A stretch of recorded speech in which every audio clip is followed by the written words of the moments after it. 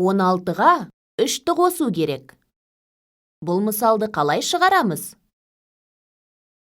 Ол үшін бізге конструктордың бөлшектері керек болады. 16 санын разрядты қосылғыштардың қосындысы түрінде жазайық. 16, 10 мен 6-ның қосындысы.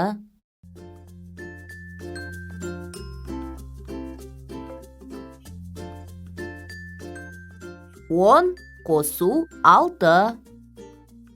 Сосын 3 бірлік қосамыз.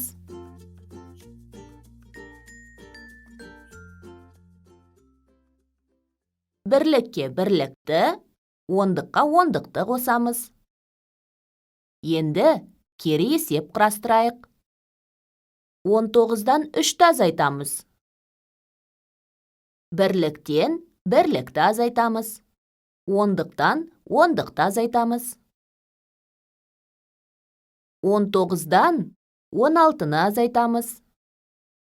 Бірліктен бірлікті, ондықтан ондықты азайтамыз.